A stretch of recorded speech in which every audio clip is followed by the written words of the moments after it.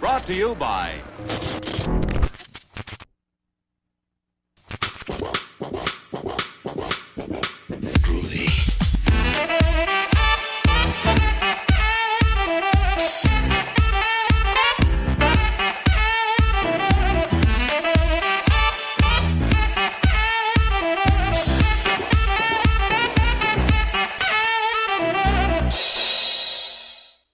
Hello friends, welcome back to Embrace the Film. I'm your host Oliver Buckley, and today we spend the night with Amy as she begins her first night shift.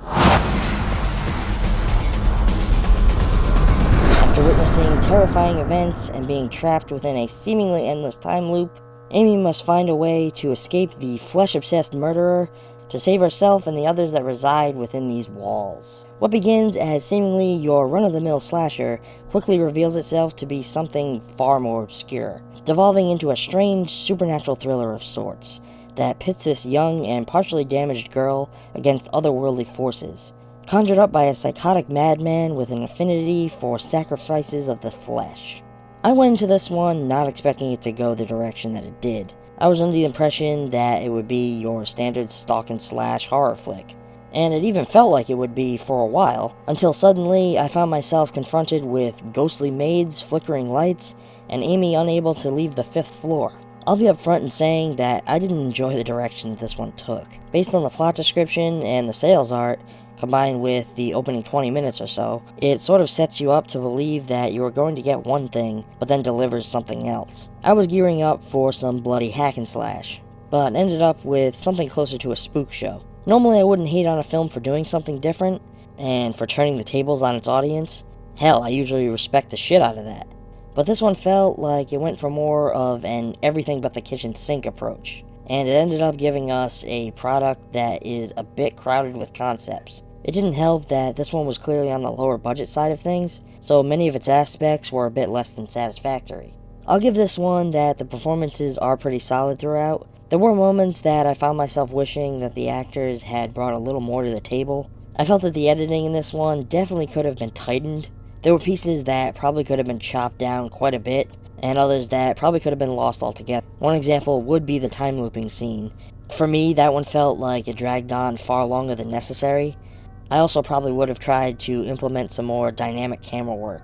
Much of the film was shot in a predictably standard fashion, and didn't present much in the way of stark, interesting visuals. Overall, I feel that this was a film that suffered from a high concept that wasn't fully realized, possibly due to budgetary constraints. It felt like much of the more pressing information, such as why Amy is afraid of the dark, the killer's motivations, and how he was able to trap these people in the hotel, were either lost in translation or left on the cutting room floor. Though by the end of this one, I actually found it difficult to focus, as my interest was severely dwindling.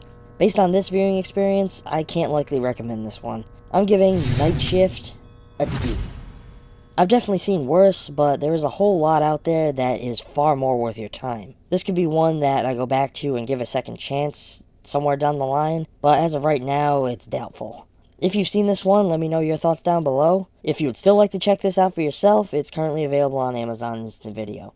This episode of ETF is brought to you by NordVPN. With more than 10 years of experience, NordVPN is one of the world's largest VPN providers. Cybersecurity may seem very complex, but NordVPN makes it as easy as it gets. Cutting-edge technologies shield your internet activity from hackers and malware, protect you on public Wi-Fi networks, and even block annoying ads. NordVPN protects your IP address and makes sure that no one else can see which websites you visit and what files you download. And until the end of April, if you sign up using the links down in the description, you can get a whopping 70% off a 3-year plan. Real internet privacy is just a click away with NordVPN.